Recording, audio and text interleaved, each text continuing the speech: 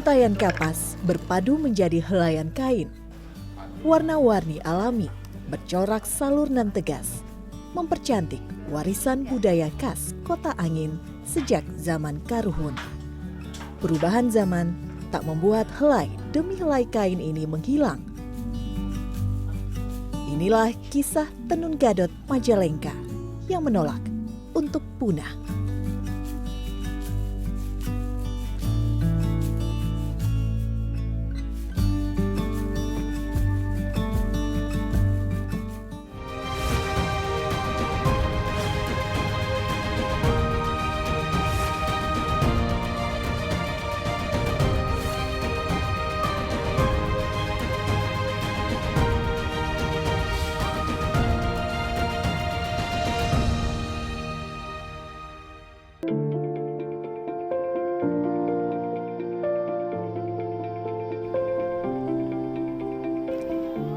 Majalengka merupakan wilayah di bagian timur Provinsi Jawa Barat.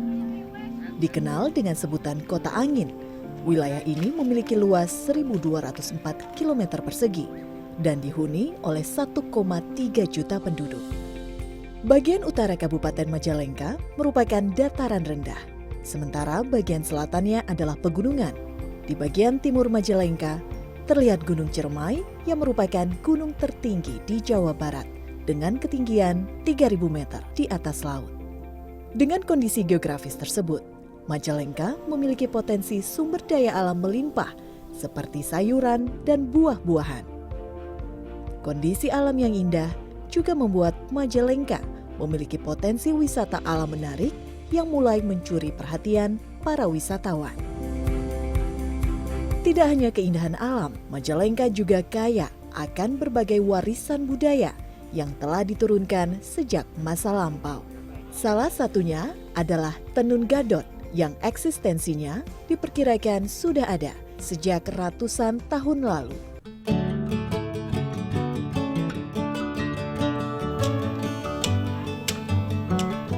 Tenun Gadot merupakan kain khas dari Desa Nunu, Kecamatan Maja, bagian selatan Kabupaten Majalengka.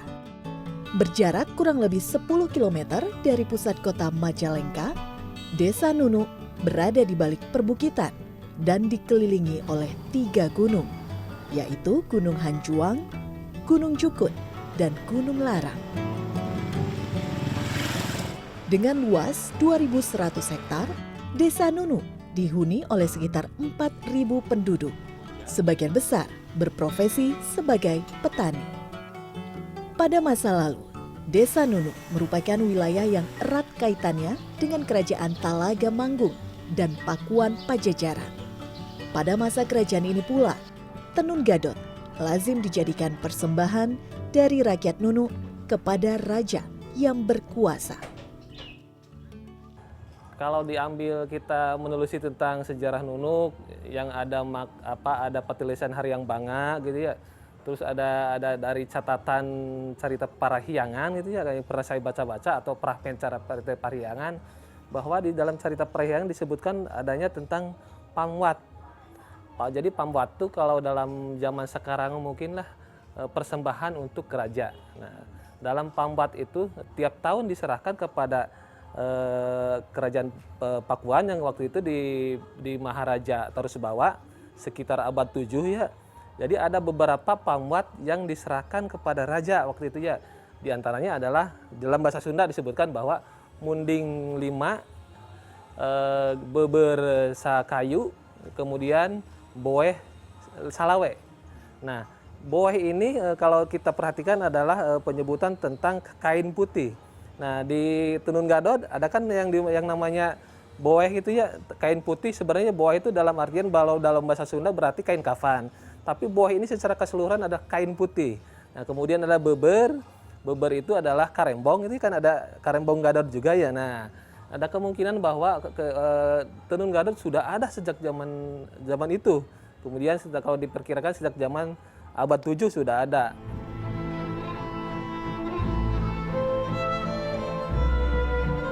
Seiring berjalannya waktu, Tenun Gadot menjadi identitas warga Desa Nunu. Syamsuddin, salah satu sesepuh Desa Nunu, masih ingat ketika masih kecil. ia dan temannya menggunakan pakaian dari kain yang ditenun oleh orang tua mereka di Desa Nunuk. Kain itu dikenal sebagai kain tenun gadot. Keberadaan kain tenun ini selalu dicari oleh warga desa lain, mengingat di masa lalu kain merupakan hal yang jarang ditemui. Eksistensi kain tenun gadot mencapai puncaknya pada masa penjajahan Jepang.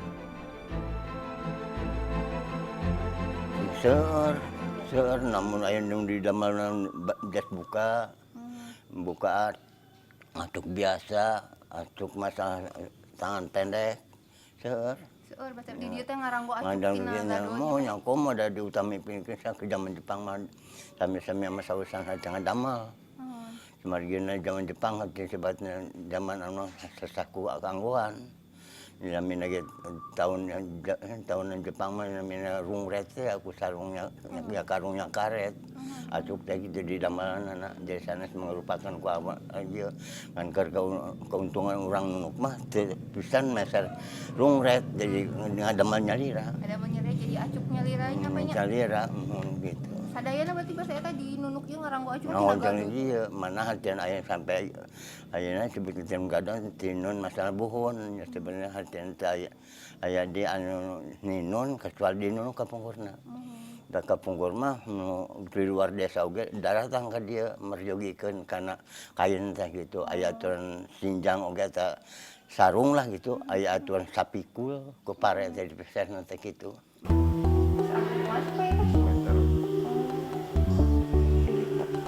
Selain dibuat menjadi pakaian, tenun gadot juga sering diperuntukkan menjadi kain kafan atau dikenal dengan sebutan boeh larang jika ada warga desa yang meninggal. Hingga kini, warga desa Nunuk masih memegang teguh tradisi penggunaan boeh larang atau tenun gadot polos apabila ada warga yang meninggal. Di masa lalu, tenun gadot juga sering digunakan sebagai alat gendong bayi atau karembong. Tidak hanya itu, tenun gadot juga difungsikan menjadi alas tempat tidur hingga selendang. Nama tenun gadot sendiri diambil dari kata gadot yang berarti tebal dan kasar. Tekstur kasar ini menjadi ciri khas tenun gadot dan menjadi keunikan tersendiri. Awalnya, tenun gadot memiliki 4 corak utama, yaitu salimpet atau motif seperti anyaman bambu, capit hurang yang serupa capitan kepiting, salur atau garis serta poleng atau motif kotak. Sayangnya, saat ini motif salimpet sudah jarang dijumpai karena proses pembuatannya terbilang sangat rumit. Keindahan tenun gadot juga terlihat dari warna-warni yang digunakan. Proses pewarnaan ini dibuat secara alami, mengandalkan bahan-bahan di sekitar seperti kunyit, daun suji, atau kayu secang. Jika diperhatikan, ciri khas lain dari tenun gadot asal desa Nunuk terlihat dari bagian pinggir kain yang selalu berwarna putih.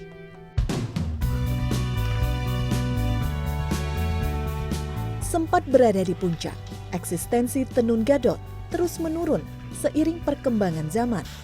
Jika dahulu tenun gadot menjadi bahan utama pakaian warga Nunuk, saat ini warga lebih mudah untuk mendapatkan bahan atau pakaian yang sudah jadi dengan harga yang lebih murah tanpa harus bersusah payah meluangkan waktu dan tenaga untuk menenun.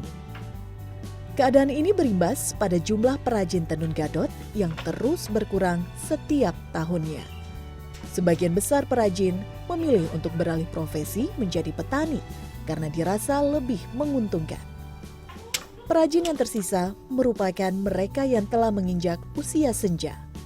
Rata-rata mereka sudah berusia di atas 70 tahun. Salah satu perajin tenun gadot yang masih bertahan adalah Mak Maya.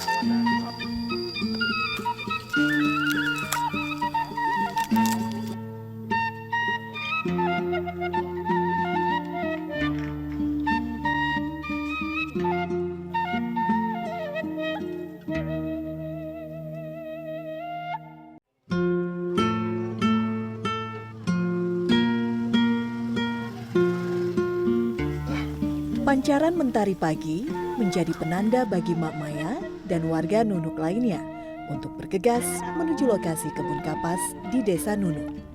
Jalan menanjak dan berbatu tak menyurutkan semangat mereka untuk mengambil kapas honje yang menjadi bahan baku utama pembuatan tenun gadot. Berbekal bakul dan caping, Mak Maya dan perajin lain memilah-milah pohon kapas, mencari keberadaan kapas honje yang telah berbuah. Tangan-tangan mereka terampil memetik ranting pohon, mengambil helaian kapas di pucuk dahan, dan menyortir kapas mana yang kira-kira layak dijadikan bahan tenun gadot. Jadi kapas honje ini adalah bahan baku utama untuk pembuatan tenun gadot. Biasanya warga di sini mulai menanam kapas honje ini pada awal musim hujan dan akan dipanen di sepanjang musim kemarau karena akan terus mekar dan berbuah kapas honje ini pada saat musim kemarau. Dan untuk di kawasan Desa Nunuk ini, kapas honje ini ditanam di kebun yang berada di kawasan Simpangan Lengkong yang berada di kawasan Desa Nunuk Baru seluas 6 hektar. Ini ya Maya. Di masa lalu, bahan baku yang digunakan untuk membuat tenun gadot adalah kapas alit atau kapas Jepang. Sayang, keberadaannya seolah punah hingga membuat para perajin di Desa Nunuk beralih menggunakan kapas honje. Berbeda dengan kapas alit, kapas honje memiliki ukuran lebih besar dengan biji menyatu bersama kapas. Tekstur kapas honje juga lebih kasar. Namun, kapas honje dirasa lebih mudah diproses untuk pemintalan jika dibandingkan kapas alit. Kapas honje yang sudah dipetik dan disortir kemudian dijemur di bawah sinar matahari untuk membuang kandungan air. Setelah kering, perajin akan melakukan proses ngajujutan atau memisahkan biji yang ada di dalam kapas. Hal ini dilakukan untuk menghindari terjadinya perubahan warna kapas dari kandungan air yang ada di biji tersebut. Kapas yang telah dipisahkan akan digulung dan dibuat mengembang. Proses ini dikenal dengan nama asiwung, dilakukan untuk memudahkan proses pemintalan. Setelahnya, kapas akan dipintal dengan menggunakan alat tradisional berbentuk bundar yang dinamakan kincir atau lazim disebut nganteh.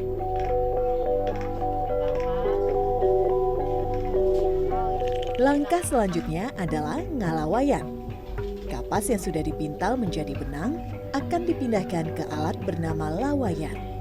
Fungsinya menyimpan benang dalam jumlah hitungan khusus sebelum dibuat menjadi kain.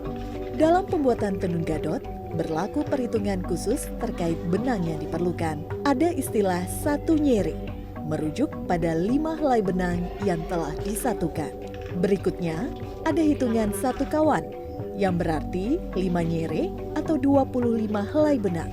Hitungan berikutnya adalah satu untai, yang berarti 35 kawan atau 875 helai benang. 1, 2, 3, 4, 5 sekawannya. Untuk membuat satu helai kain boeh atau kafan gadot misalnya, setidaknya dibutuhkan 1,5 untai atau sekitar 1.312 helai benang. Benang yang telah melalui proses lawayan selanjutnya akan dipindahkan untuk dilakukan proses pematangan atau ngadarihan. Benang akan dicuci dengan air sampai bersih, kemudian dicampur dengan bubur beras atau tapioka sampai merata. Selain untuk membersihkan benang, proses ngadarihan ini juga berfungsi untuk merekatkan benang agar semakin kuat. Diberikan warna-warni pilihan yang umumnya dibuat dari bahan alami. Untuk mendapatkan warna merah muda misalnya, para perajin biasa menggunakan potongan kayu secang. Potongan kayu direbus bersama air di atas tungku panas. Setelahnya, gulungan benang dimasukkan ke dalam rebusan tersebut hingga berubah warna. Setelah itu, benang kembali dibersihkan.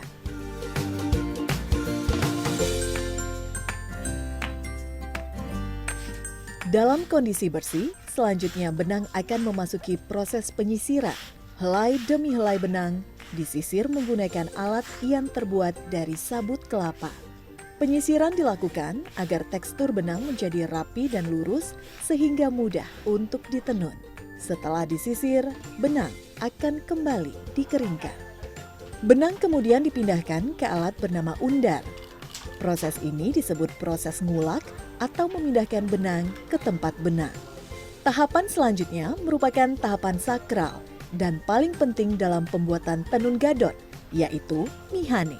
Dalam tradisi adat Nunuk, proses mihane tidak boleh dilakukan pada hari Rabu dan tradisi ini masih diikuti oleh para perajin. Dalam proses mihane, benang akan dibentangkan di alat yang terbuat dari bilah bambu dan disusun hingga menjadi motif untuk kain yang akan ditenun. Proses mihane membutuhkan ketekunan dan ketelitian luar biasa agar proses menenun bisa berjalan dengan lancar. Setelah melewati proses mihane, selanjutnya benang akan dimasukkan ke alat tenun tradisional yang disebut pakara. Proses ini dikenal dengan sebutan nyurutkeun. Setelah benang berada di pakara, barulah dilakukan proses ninun atau menenun. Proses pembuatan tenun gadot hingga menjadi kain ini bisa menghabiskan waktu berhari-hari. Hal ini juga yang menjadi salah satu alasan semakin berkurangnya perajin tenun gadot di Desa Nunuk. Namun hal itu tidak berlaku bagi Mak Maya. Menenun merupakan aktivitas keseharian yang hampir selalu ia lakukan. Meski usianya telah menginjak 80 tahun lebih, semangat Mak Maya untuk tetap menenun tidaklah pudar. Mak, Kah? mak ninun teh tos ti iraha? Di tahun umur 12 tahun gak geus ninun mama. Heeh. Zaman Jepang atau Keur- zaman kumaha? Nu kan zaman Jepang gitu. Beh dieuna. Geus Jepang mah geus beh dituuna. Beh dituuna Jepang mah keur indung, Jepang mah mama geus henteu Jepangan.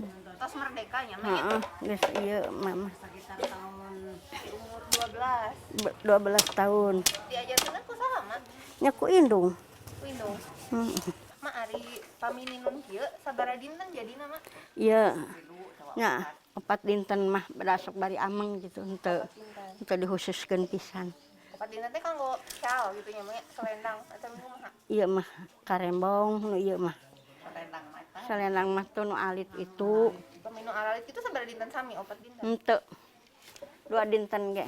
Oh, rengseng. Kami Hmm. karembong berarti 4 dinten. Hmm. Terus ngadama bae mah nya nyatik 5 gitu.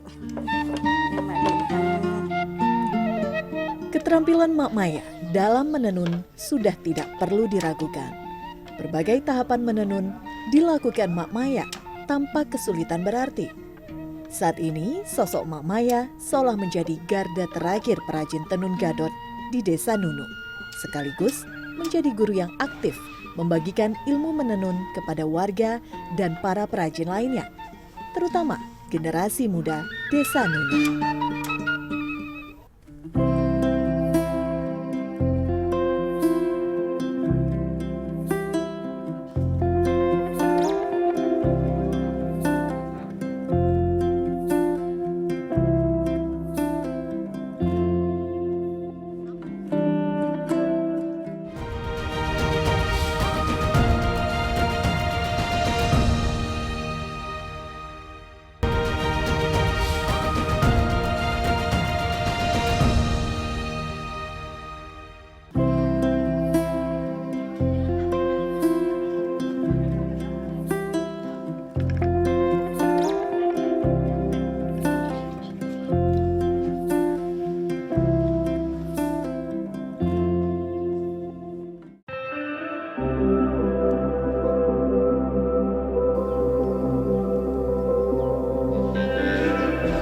Sebagai warga asli Desa Nunuk, Edi Nuryadi seringkali mendengar cerita dari para sesepuh terkait kemasyhuran tenun gadot di masa lampau.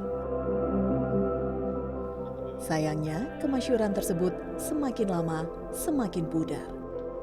Melihat eksistensi tenun gadot yang terus merosot, Edi terlecut untuk melakukan upaya pelestarian warisan budaya khas Desa Nunuk ini. Berawal di tahun 2011, Edi berusaha mengajak warga Desa Nunuk untuk menumbuhkan kembali kepedulian terhadap tenun gadot. Ia mulai terlibat membantu para maestro tenun di desanya, sembari menyerap ilmu dan wawasan mengenai proses menenun yang membutuhkan ketekunan dan kesabaran luar biasa. Seiring berjalannya waktu, kegigihan Edi mulai menular kepada warga desa lainnya. Bahu-membahu, para generasi muda Desa Nunuk berusaha menjaga eksistensi tenun gadot agar tidak hilang ditelan zaman. Dengar-mendengar cerita dari cerita itu kan, bahkan orang Nunuk itu pada awalnya, khususnya untuk ibu-ibu itu kan, semuanya penenun gitu kan. Otomatis seiring berjalan waktu, pribadi kami pun itu kan sempat terlintas dan tersadarkan. Kenapa tidak gitu kan, kami walaupun tidak pada umumnya katakanlah seorang laki-laki bergelut di bidang tenun gitu kan. Saur bahasa kasepuhan mah aya pamalina gitu kan. Toh di era sekarang mah gitu kan, dalam satu perjalanan perkembangan zaman, dan kami pun punya rasa kewajiban gitu kan sebagai orang Nunuk asli untuk kenapa tidak melestarikan warisan yang katakanlah sudah ada dari leluhurnya.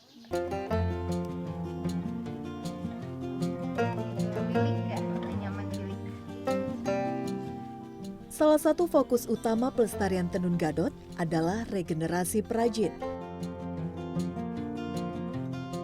Membuat generasi muda agar mau menerima estafet dari para perajin sepuh.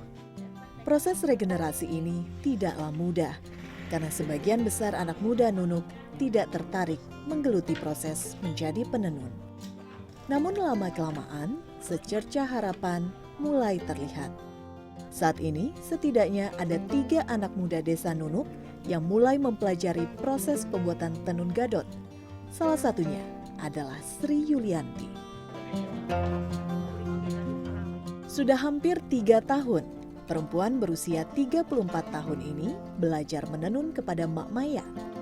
Sri mengaku awalnya tidak tertarik mempelajari cara menenun, meskipun ibu dan neneknya seringkali menenun semasa ia kecil. Ketertarikan untuk belajar datang saat ia kembali ke Desa Nunuk 3 tahun silam. Ya tertarik gitu, pengen melestarikan budaya zaman dulu.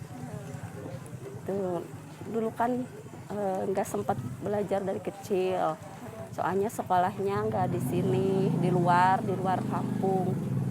Jadi udah sekolah, udah keluar SMA baru balik lagi ke sini, baru tertarik gitu sama ini tenun.